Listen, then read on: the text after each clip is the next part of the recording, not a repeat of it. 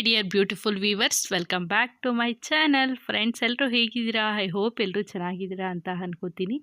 ನಾನು ಇವತ್ತಿನ ಈ ಲಾಗಲ್ಲಿ ನಮ್ಮ ಮನೆಯ ಸಂಕ್ರಾಂತಿ ಹಬ್ಬದ ಲಾಗ್ನ ನಿಮ್ಮ ಜೊತೆ ಶೇರ್ ಮಾಡ್ಕೊಳ್ತಾ ಇದ್ದೀನಿ. ಬೆಳಗ್ಗೆನೇ ಎದ್ದು ಮಾಮೂಲಿಯಾಗಿ ಔಟ್ಸೈಡ್ ಎಲ್ಲ ತೊಳೆದು ರಂಗೋಲಿ ಎಲ್ಲ ಹಾಕಿ ಕಲರ್ಸ್ ಕೂಡ ಹಾಕಿದ್ದೆ ಸಿಂಪಲ್ಲಾಗಿ. ಮತ್ತು ಹಿಂದಿನ ದಿನವೇ ಎಲ್ಲನೂ ರೆಡಿ ಮಾಡಿ ಇಕ್ಕಿದ್ದೆ ದೇವ್ರ ಮನೆಯಲ್ಲಿ. ಆಮೇಲೆ ಪೂಜೆ ಕೂಡ ಮುಗಿಸ್ಕೊಂಡು ನೈವೇದ್ಯಕ್ಕೆ ಅಂತ ಹೇಳಿಬಿಟ್ಟು ಪೊಂಗಲೇನು ಮಾಡೋದಕ್ಕೆ ಆಗಿಲ್ಲ. ಅವತ್ತು ಕಡಲೆಕಾಯಿ, ಗೆಣಸು ಮತ್ತು ಅವರೆಕಾಯಿ ಎಲ್ಲನೂ ಬೇಯಿಸ್ಬಿಟ್ಟು ನೈವೇದ್ಯ ಕೂಡ ಮಾಡಿದೆ. ಎಳ್ಳು ಬೆಲ್ಲ ಎಲ್ಲ ಇಟ್ಟು. ಮತ್ತು ನಮ್ಮೂರಲ್ಲಿ ಈವ್ನಿಂಗಲ್ಲಿ ಮೆರವಣಿಗೆ ಕೂಡ ಹೋಗ್ತಾಯಿದ್ರು, ದೇವರುಗಳನ್ನೆಲ್ಲನೂ ಕರ್ಕೊಂಡು ಮತ್ತು ದೀಪಗಳ ಸಮೇತ. ನಾನು ಈ ಸಲ ಏನೂ ಹೋಗಿಲ್ಲ. ನಮ್ಮ ಮನೆಯಲ್ಲಿ ಏನೂ ದೀಪಗಳು ಏನೂ ಮಾಡೋದಿಲ್ಲ. ಹಸುಗಳು ಇರೋರ ಮನೆಗಳಲ್ಲಿ ಮಾತ್ರ ಸ್ವಲ್ಪ ಜನ ಮನೆಗಳಲ್ಲಿ ಮಾಡ್ತಾರೆ. ಆದರೆ ಈ ಸಲ ಮಾತ್ರ ತುಂಬಾ ಕಡಿಮೆ ಮಾಡಿದರು ದೀಪಗಳೆಲ್ಲನೂ. ನಾನು ಮದುವೆ ಆಗಿ ಹೊಸದ್ರಲ್ಲಿ ಆ ವರ್ಷದಲ್ಲಿ ಜಾಸ್ತಿನೇ ಮಾಡಿದರು, ತುಂಬ ಅಂದರೆ ತುಂಬ ಚೆನ್ನಾಗಿ ಮಾಡಿದರು. ಆದರೆ ಈ ಸಲ ಕಡಿಮೆ ಅಂತಲೇ ಹೇಳ್ಬೋದು. ಅಟ್ಲೀಸ್ಟ್ ನಾನು ಹೋಗಿಲ್ಲ, ನಮ್ಮ ಜಾಗ ಎತ್ಕೊಂಡು ಹೋದರು. ನನ್ನ ಮಗಳಿಗೆ ತೋರಿಸೋಣ ಅಂತ ಹೇಳಿಬಿಟ್ಟು ನಾನು ಸ್ವಲ್ಪ ದೂರ ಹೋಗೋಣ ಅಂತ ಬಂದೆ. ನೋಡ್ಬೋದು 4 ದೇವರುಗಳನ್ನ ಮೆರವಣಿಗೆ ಮಾಡ್ತಾಯಿದ್ರು. ಎಲ್ಲಮ್ಮ, ಮಾರಮ್ಮ ಮತ್ತು ಮುನೇಶ್ವರ ಸ್ವಾಮಿ. ಸಂಜೆ ಆಮೇಲೆ ಮಳೆ ಬರೋ ಥರನೇ ಇತ್ತು, ಮೋಡ ಎಲ್ಲ ಇತ್ತು. ಅದಕ್ಕೋಸ್ಕರ ನಾನು ನನ್ನ ಮಗಳಿಗೆ ಸ್ವೆಟರು, ಟೋಪಿ ಎಲ್ಲ ಹಾಕಿಸ್ಕೊಂಡು ಎತ್ಕೊಂಡು ಹೋದೆ. ಮತ್ತು ಎಲ್ಲ ಅಲ್ಲಿಂದ ಬಂದು ಪೂರಿ ಮಾಡಿ ಮತ್ತು ಹಿಟ್ಟಿನ ಬೇಳೆ ಸಾಂಬಾರನ್ನ ಕೂಡ ಮಾಡಿದ್ದೆ. ಮತ್ತು ಗೆಣಸನ್ನ ತಿನ್ನಿಸ್ತಾ ಇದ್ದೆ ನನ್ನ ಮಗಳಿಗೆ ಅಂತ. ನೋಡ್ಬೋದು, ಸ್ವಲ್ಪ ಫೋಟೋಸ್ ಕೂಡ ತೆಗ್ದಿದ್ದೆ, ಅದನ್ನು ಕೂಡ ಇಲ್ಲೇ ಆ್ಯಡ್ ಮಾಡಿದ್ದೀನಿ. ನಮ್ಮನೆ ಮುದ್ದು ಗೊಂಬೆ ತುಂಬಾ ಚೆನ್ನಾಗಿ ಕ್ಯೂಟಾಗಿ ಕಾಣಿಸ್ತಾ ಇದ್ಲು. ಇದು ನೆಕ್ಸ್ಟ್ ಡೇ ವ್ಲಾಗು. ಅವತ್ತು ಟಿಫನ್ಗೆ ಅಂತ ಹೇಳಿಬಿಟ್ಟು ಖಾರ ಪೊಂಗಲ್ನ ಮಾಡಿದ್ದೆ.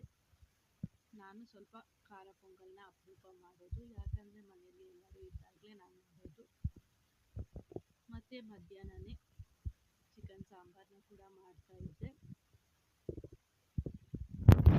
ನಮ್ಮ ಮನೇಲಿ ಚಿಕನ್ನ ತಂದಿದ್ದರು, ಬೆಳಗ್ಗೆನೇ ತಂದು ಕೊಟ್ಬಿಟ್ಟು ಹೋಗ್ತಾರೆ. ನನ್ನ ಮಗ ಬರ್ತಾನೆ ಅಂಗನವಾಡಿಯಿಂದ, ಅಷ್ಟರಲ್ಲಿ ನಾನು ಕೂಡ ಸಾಂಬಾರನ್ನ ಮಾಡಿಟ್ಟಿರ್ತೀನಿ, ಅವನು ಬಂದು ತಿನ್ಕೋತಾನೆ ಅಂತ ಹೇಳಿಬಿಟ್ಟು. ಅವನಿಗೆ ಚಿಕನ್ ಅಂದರೆ ಸ್ವಲ್ಪ ಇಷ್ಟನೇ, ಬಟ್ ತಿನ್ನೋದು ಮಾತ್ರ ಅಷ್ಟಕ್ಕಷ್ಟೇ ಅಂತಲೇ ಹೇಳ್ಬೋದು. ಬಟ್ ಕೇಳ್ತಾನೆ ಚಿಕನ್ ಅಂತ ಹೇಳಿಬಿಟ್ಟು. ಕಬಾಬ್ ಆದರೆ ಸ್ವಲ್ಪ ತಿಂತಾನೆ. ಅದಕ್ಕೋಸ್ಕರ ನಾವು ವೀಕ್ಲಿ ಟ್ವೈಸ್ ಆದರೂ ಮಾಡ್ತೀವಿ ಚಿಕನ್ನ. ಮತ್ತು ಅಮ್ಮ ಮನೆಗೆ ಕೂಡ ಹೋಗಿದ್ದೆ ಒಂದಿನ. ಹಬ್ಬ ಎಲ್ಲ ಮುಗಿದ ಮೇಲೆ ನಾನೊಬ್ಬಳೇ ಹೋಗಿದ್ದೆ. ಹಸ್ಬೆಂಡು ಡ್ರಾಪ್ ಮಾಡಿದ್ರು ಬಸ್ ಸ್ಟಾಪ್ಗೆ, ನಾನೊಬ್ಬಳೇ ಹೋಗಿದ್ದೆ. ಸ್ವಲ್ಪ ಕೆಲಸ ಇತ್ತು ಅಂತ ಹೇಳಿಬಿಟ್ಟು ಬಸ್ಸಲ್ಲಿ ಹೋದೆ. ನನ್ನ ಮಗಳನ್ನ ಮತ್ತೆ ನೋಡ್ಕೋತೀನಿ ಅಂತ ಹೇಳಿದ್ರು. ಅಮ್ಮ ನಾನು ಬರೋ ಅಷ್ಟರಲ್ಲಿ ದೋಸೆ ಮತ್ತು ಚಟ್ನಿನ ಹಾಕ್ಕೊಟ್ರು.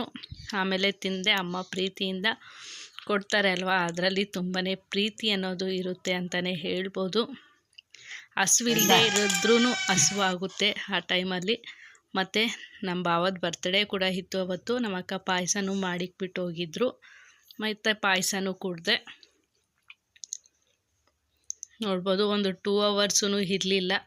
ನನ್ನ ಮಗಳು ಇದ್ಲಲ್ವ ಮನೆಯಲ್ಲಿ, ಅದಕ್ಕೋಸ್ಕರ ನಾನು ಬೇಗನೆ ಹೊರಟು ಬಂದುಬಿಟ್ಟೆ. ಮತ್ತು ಬರೋ ಅಷ್ಟರಲ್ಲಿ ವಿಡಿಯೋ ಕಂಟಿನ್ಯೂ ಮಾಡೋದಕ್ಕೆ ಆಗಲಿಲ್ಲ. ಅದರ ನೆಕ್ಸ್ಟ್ ಡೇ ಇಂದನೇ ಲಾಗ್ನ ಸ್ಟಾರ್ಟ್ ಮಾಡಿಕೊಂಡೆ. ಬೆಳಗ್ಗೆ ನೋಡ್ಬೋದು ಸೂರ್ಯೋದಯ ಆಗ್ತಾಯಿತ್ತು, ತುಂಬಾ ಚೆನ್ನಾಗಿ ಅನ್ನಿಸ್ತಾ ಇತ್ತು. ಕೆಲಸ ಎಲ್ಲ ಮುಗಿಸಿ ಮತ್ತು ಎಣ್ಣೆ ಅಪ್ಲೈ ಮಾಡ್ಕೊಳ್ಳೋಣ ಅಂತ ಹೇಳಿಬಿಟ್ಟು ಮಾಡ್ಕೊಳ್ತಾ ಇದ್ದೆ. ಈ ಥರ ರೂಟ್ಸ್ಗೆ ಅಪ್ಲೈ ಮಾಡೋದ್ರಿಂದ, ಬುಡಕ್ಕೆ ಅಪ್ಲೈ ಮಾಡೋದ್ರಿಂದ ಏರ್ ಗ್ರೋತ್ ಅನ್ನೋದು ತುಂಬಾ ಚೆನ್ನಾಗಿ ಆಗುತ್ತೆ ಅಂತಲೇ ಹೇಳ್ಬೋದು. ಯಾವಾಗಲೇ ಆಗಲಿ ನಾವು ಅಪ್ಲೈ ಮಾಡ್ಕೊಳ್ಳೋ ಫಸ್ಟು ಬುಡಕ್ಕೆ ಹಾಕಬೇಕು ಎಣ್ಣೆನ. ತುಂಬ ಚೆನ್ನಾಗಿ ಮಸಾಜನ್ನ ಕೊಡಬೇಕಾಗುತ್ತೆ ಎಣ್ಣೆ ಎಲ್ಲ ಅಪ್ಲೈ ಮಾಡಿದ್ದಾದಮೇಲೆ. ಮತ್ತು ನನ್ನ ಮಗಳಿಗೂ ಅಕ್ಕಿ ಸರಿ ಎಲ್ಲ ಖಾಲಿಯಾಗಿತ್ತು, ಅದನ್ನು ಕೂಡ ರೆಡಿ ಮಾಡ್ಕೋತಾ ಇದ್ದೆ ಅಕ್ಕಿ ಸರಿಗೆ ಅಂತ ಹೇಳಿಬಿಟ್ಟು. ನೋಡ್ಬೋದು, ಈ ಥರ ತರಿಯಾಗಿ ಗ್ರೈಂಡ್ ಮಾಡ್ಕೋತೀನಿ ನಾನು.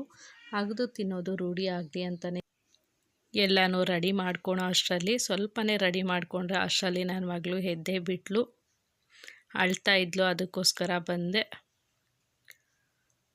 ಆಮೇಲೆ ನಾನು ಕೂಡ ಎಲ್ಲ ಫ್ರೆಶ್ ಅಪ್ ಎಲ್ಲ ಆಗಿ ನನ್ನ ಮಗಳಿಗೂ ಕೂಡ ತಿನ್ನಿಸ್ತಾ ಇದ್ದೆ. ದೋಸೆ ಮತ್ತು ಬೇಳೆ ಸಾಂಬಾರನ್ನ ಕೂಡ ಮಾಡಿದ್ದೆ, ತಿನ್ನಿಸ್ತಾ ಇದ್ದೆ ಅವಳಿಗೆ. ಎಲ್ಲ ಒಂದೊಂದೇ ಎಲ್ಲನೂ ನಾವು ತಿನ್ನೋ ಐಟಮ್ಗಳನ್ನ ರೂಢಿ ಮಾಡ್ತಾಯಿದ್ದೀನಿ, ಇವಾಗಲೇ ರೂಢಿ ಆಗಲಿ ಅಂತ ಹೇಳಿಬಿಟ್ಟು. ಯಾಕಂದರೆ ಅವರು ಸರಿಗೆ ಅಡಿಕ್ಟ್ ಆಗೋಗ್ಬಿಡ್ತಾರೆ. ಅದಕ್ಕೋಸ್ಕರ ಇವಾಗಿಂದನೇ ರೂಢಿ ಮಾಡಿದ್ರೆ ತಿನ್ನೋದು ಅಭ್ಯಾಸ ಆಗುತ್ತೆ ಅಂತ ಹೇಳಿಬಿಟ್ಟು ತುಂಬಾ ಚೆನ್ನಾಗಾಗಿತ್ತು ಬೇಳೆ ಸಾಂಬಾರು ಮಾತ್ರ. ಅದ್ರ ಜೊತೆ ಕಾಂಬಿನೇಷನ್ ಆಗಿ ದೋಸೆ ಸಖತ್ ಟೇಸ್ಟಿಯಾಗಿ ಬರುತ್ತೆ ಅಂತಲೇ ಹೇಳ್ಬೋದು. ಬೇಳೆ ಸಾಂಬಾರು ಮತ್ತು ದೋಸೆ.